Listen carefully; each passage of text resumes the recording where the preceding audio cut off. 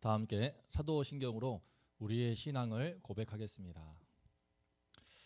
전능하사 천지를 만드신 하나님 아버지를 내가 믿사오며 그 외아들 우리 주 예수 그리스도를 믿사오니 이는 성령으로 잉태하사 동정녀 마리아에게 나시고 본디오 빌라도에게 고난을 받으사 십자가에 못 박혀 죽으시고 장사한 지 사흘 만에 죽은 자 가운데서 다시 살아나시며 하늘에 오르사 전능하신 하나님 우편에 앉아 계시다가 저리로서 산자와 죽은 자를 심판하러 오시리라. 성령을 믿사오며 거룩한 공예와 성도가 서로 교통하는 것과 죄를 사하여 주시는 것과 몸이 다시 사는 것과 영원히 사는 것을 믿사옵나이다. 아멘. 다 함께 찬송가 540장을 부르심으로 새벽 예배를 주님께 올리겠습니다. 주의 음성을 내가 들으니 사랑한단 말일세. 믿는 마음으로 주께 가오니 나를 영접하소서. 내가 매일 십자가 앞에 더 가까이 가오니 그새 주의 흘린 보배 피로써 나를 정케 하소서. 주여 넓으신 은혜 베푸사 나를 받아주시고 나의 품은 뜻 주의 뜻같이 되게 하여 주소서. 내가 매일 십자가 앞에 더 가까이 가오니 그새 주의 흘린 보배 피로써 나를 정케 하소서. 주의 보좌로 나아갈 때에 어찌하니 기쁠까. 주의 얼굴을 항상 배우니 더욱 친근합니다. 내가 매일 십자가 앞에 더 가까이 가오니 그새 주의 흘린 보배 피로써 나를 정케 하소서. 우리 구주의 넓은 사랑을 증량할 자 없으며 주가 주시는 참된 기쁨도 헤아릴 수 없도다. 내가 매일 십자가 앞에 더 가까이 가오니 그새 주의 흘린 보배 피로써 나를 정케 하소서. 아멘. 오늘 말씀은 아모스서 4장 12절과 13절입니다. 4장 12, 13절을 다 함께 봉독하겠습니다. 그러므로 이스라엘아, 내가 이와 같이 내게 행하리라. 내가 이것을 내게 행하리니 이스라엘아, 내 하나님 만나기를 준비하라. 보라, 산들을 지으며 바람을 창조하며 자기 뜻을 사람에게 보이며 아침을 어둡게 하며 땅의 높은 데를 밟는 이는 그의 이름이 만군의 하나님 여호와시니라. 아멘. 오늘 말씀의 제목은 내 하나님 만나기를 준비하라입니다.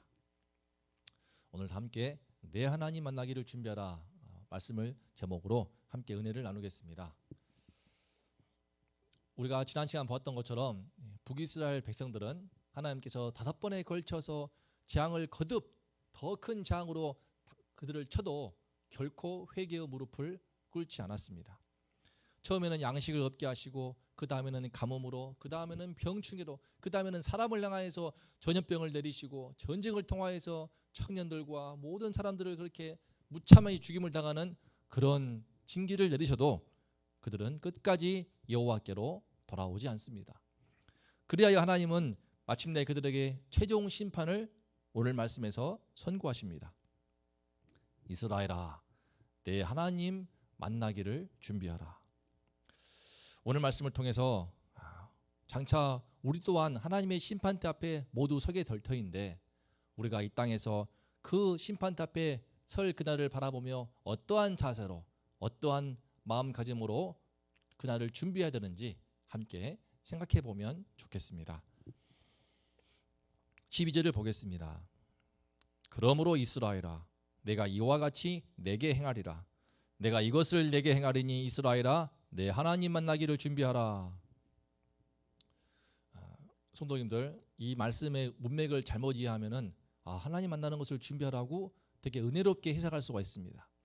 하지만 사실 이 본문은 하나님 준비하라, 그것은 절대로 좋은 의미가 아닙니다. 심판에 하나님 만나기를 준비하라는 뜻이기 때문입니다. 북이스라엘 백성들은 5번에 걸친 재앙에도 불구하고 그 마음이 완전히 굳어지는 바람에 양심이 화인맞고 영혼이 영적으로 죽어버린 상태이기 때문에 하나님께 결코 돌이키지를 못하겠습니다. 징계하셔도 경고하셔도 그 말씀이 들어가지를 않았습니다. 이제 남은 것은 오직 하나님의 자비가 없는 마지막 최후의 최종 심판입니다. 그 심판에는 그동안 하나님께서 늘 실오라기만큼의 어떤 자비를 남겨두었지만 털끝만큼의 자비가 남지 않습니다. 전에는 양식을 조금 남겨주거나 이런저런 모양으로 마지막 불 가운데서도 건져낸 새까맣게 타버린 나무 토막처럼 아무튼 무언가를 남겨두는 은혜를 주었지만, 이제 그 최종 심판 때에는 남는 게 없습니다. 일말의 자비도 없이 하나님께서는 가혹한 심판을 이제 당신의 백성들한테 행하십니다. 하나님께서는 말씀하십니다. 내가 이와 같이 내게 행하리라. 내가 이것을 내게 행하리니 라고 말씀하시는데, 대체 어느 정도로 행하시는지, 이와 같이 이것을 행한다고 하시는 그 이것이 무엇인지에 대해서는 나오지 않습니다. 아마도 너무나 그때의 심판이 참혹하기 때문에, 인간의 상상을 뛰어넘기 때문에 그야말로 지옥의 아비규환을 볼 것이기 때문에 그에 대해서 더 이상 묘사하지 않습니다. 다만 이와 같이 행할 것이고 이것을 행할 것이라고 말씀하실 뿐입니다. 한마디로 정말 각오를 단단히 해야 한다는 뜻입니다. 우리는 그 심판의 모습을 다 알 수 없습니다. 우리가 훗날 마지막 인생 때에 또 이 땅에 주님께서 임하시는 그날 임하게 될 그 지옥에 대해서 우리는 다 알 수 없습니다. 하지만 아모스는 이제 13절에서 그때 임하시게 될 그 심판의 하나님이 어떠한 분이신가에 대해서 말합니다. 13절을 보겠습니다. 보라, 산들을 지으며 바람을 창조하며 자기 뜻을 사람에게 보이며 아침을 어둡게 하며 땅의 높은 데를 밟는 이는 그의 이름이 만군의 하나님 여호와시니라. 아모스는 지금 내 하나님 만날 것을 준비하라고 하면서 앞으로 북이스라엘 백성들이 만나게 될 그 심판의 하나님의 면모에 대해서 말하고 있습니다. 산들을 짓고 바람을 창조하며, 그것은 바로 산과 바람, 곧 이 땅의 모든 만물을 지으시고 조성하시는 창조주 하나님이신 것을 말하고 있는 것입니다.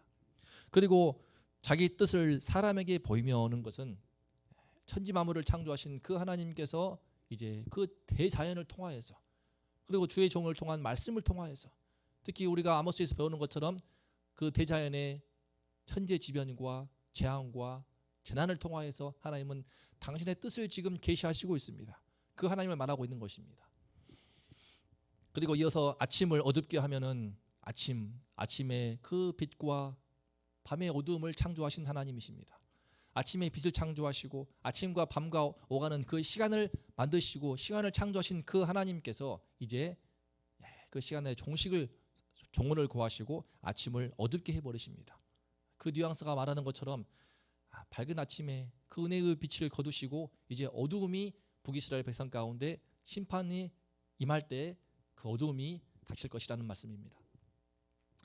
마지막으로 땅의 높은 데를 짓밟다 이 말은 땅의 높은 데, 바로 땅에서 높은 자리에서 떵떵거리고 있는 세상의 권세를 잡은 자들, 권력자들, 그 당시로 말하면 왕이나 귀족이나 그런 기득권층들을 말하는 것입니다. 하나님께서는 그렇게 악인들을, 세상에 떵떵거리는 권세자들을 전부 다 짓밟아 버리시고 무섭게 심판하심으로써 악인들을 철저하게 파멸하게 하십니다. 지금 북이스라엘 백성들은 하나님을 끝까지 그 말씀을 무시하고 경고를 듣지 않았지만 이제 그들이 앞으로 맞닥뜨리게 될 그 하나님의 어미하심은 바로 그와 같다는 것입니다. 그 크신 하나님, 천지 만물을 창조하시고 대자연을 통하여서 재난과 기근과 천재지변을 통하여서 하나님께서 당신의 뜻을 계시하셨고 이제 아침을 어둡게 하시며 땅의 높은 데까지 있던 자들도 다 짓밟아 버리실 만큼 어마어마한 권세와 크신 권능의 하나님을 너희들이 지금 이제 곧 만나게 될 것이다 는 뜻입니다. 지금까지 그들은 그 하나님께 대항을 하였는데 그 하나님 무서운 줄 모르고 하나님 누구인 줄 모르고 대항하였는데 이제 너희들에게 앞으로 최종 선고하신 그 심판이 다가올 때 그 심판을 너희는 결코 피할 수 없을 것이다, 불가능하다는 것을 이제 아모스가 선포하고 있는 것입니다. 사랑하는 성도님들, 오늘 말씀에서 봤던 것처럼 아모스가 북이스라엘 백성들을 향하여서 내 하나님 만나기를 준비하라라고 한 것은 참 앞으로 두려운 심판이 임할 것이니 각오를 단단히 해라라고 하는 엄포였습니다. 속된 말로 하면은 너희들 이제 죽었다 그런 뜻입니다. 그런데 왜 이 말씀을 하나님께서는 이 아모스 선지자를 통하여서 이 아모스 4장 12, 13절에 기록해 두셨을까요? 더 이상 회복의 여지가 없고 희망의 여지가 없다고 하면서 이와 같은 말씀을 기록하여서 우리로 하여금 이 글귀를 보게 하시고 이 구절을 읽게 하시고 이 말씀을 듣게 하시는 이유가 무엇일까요?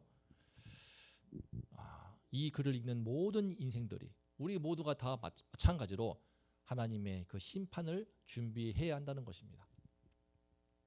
우리 인생 모두 마지막 때에 서게 될 그 심판대 앞에 설 터이니 그때를 철저히 준비를 해야 한다는 메시지를 우리에게 주고자 하시는 것입니다. 북이스라엘이 싫든 좋든 하나님을 만나게 될 것이라 한 것처럼 모든 인간은 모두 하나님을 만나야 합니다. 본인이 선택하든 선택하지 않든 피할 수가 없습니다. 이 세상 마지막 때의 모든 인간은 하나님을 심판대 앞에서 만나게 되어 있습니다. 이 세상에서 사람들은 하나님 없이 살면서 우리 육체가 죽어버리면 죽음으로 다 끝날 것처럼 생각하지만 결코 그렇지 않다는 것을 우리 말씀은, 성경은 말하고 있고 우리는 그것을 우리 신앙이 고백하는 것처럼 알고 있습니다. 마지막 때에는 다시 우리의 흙으로 돌아간 그 육체가 부활하면서 하나님의 그 심판대 앞에 서게 됩니다. 모든 인류가, 지구상에 생명을 허락하시고 탄생했던 모든 인류가 주님의 그 심판대 앞에 서게 되며 그 어마어마한 엄위한 심판을 받게 됩니다. 엄중한 우리 인생을 향한 평가를 받습니다. 인간은 모두가 하나님을 만날 것을 준비해야 하는 존재인 것입니다. 이를 생각할 때에 우리 인간의 운명, 사람의 운명은 그날 하나님 만날 것을 준비하는가 준비하지 않는가에 따라 판가름된다는 것을 볼 수 있습니다. 어떤 점에서 우리에게 주어져 있는 현재의 삶은 심판의 하나님을 만날 준비를 할 수 있도록 주어진 시간이라고 할 수 있습니다. 만약 우리에게 허락되어 있는 이 수명의 이 생애의 시간 동안 하나님 없이 내가 마치 인생의 주인인 양, 내가 마치 하나님인 양 나의 욕심과 욕망만을 좇아서 죄악을 행하기에만 바쁘다면은, 세상 속에서 사는 것에 여념 없다면은 그로 인하여 전국에는 우리는 영원한 심판 가운데 처할 수밖에 없습니다. 반대로 그날 심판의 하나님 만날 것을 알고 그 하나님 만날 준비를 착실하게 하루하루 준비해 나간 사람은 그날의 심판의 하나님이 아니라 구원의 하나님으로 만날 것입니다. 그러니까 그날 하나님 만나기를, 그때 그 하나님 만날 터인데 그 하나님 만나기를 준비하고 있는가 준비하지 않는가에 따라서 우리 인생의 모든 것이 결정된다는 뜻입니다.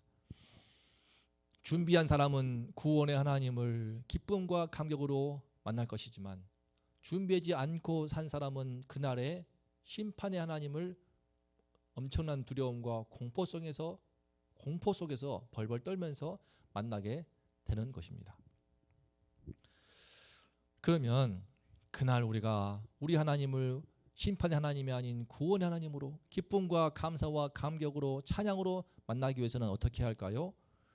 요한계시록 3장 20절은 말하고 있습니다. 볼지어다 내가 문 밖에 서서 두드리노니 누구든지 내 음성을 듣고 문을 열면 내가 그에게로 들어가 그와 더불어 먹고 그는 나와 더불어 먹으리라. 주님께서는 우리가 사는 날 동안 내내 평생 동안 우리의 인생 문 밖에서 우리의 마음 문을 두드리십니다. 그 주님의 음성을 듣고 내 마음의 문을 활짝 열고 주님을 모시는 것, 그것이 이루어지는 것을 우리는 두 글자로 바로 믿음이라고 말합니다. 예수님을 믿는 믿음이 들어오게 되면은 그 믿음으로 말미암아 우리는 나를 향한 주님의 음성을 이제 들을 수 있게 됩니다.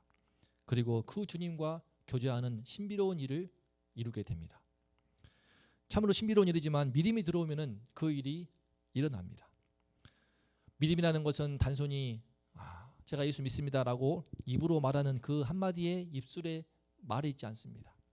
믿음이라는 것은 단순히 예수님이 그리스도이십니다라고 나의 지적으로 동의하거나 어떤 말씀을 듣거나 집회에 가서 잠깐 마음이 뜨거워지는 그 느낌과 감정이 아닙니다.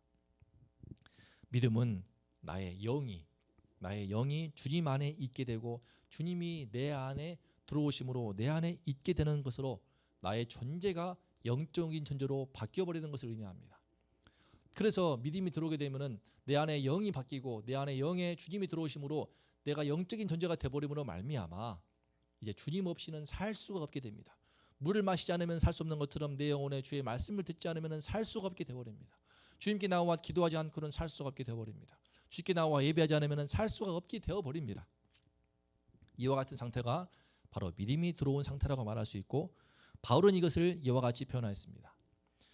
갈라디아서 3장 26절과 27절입니다.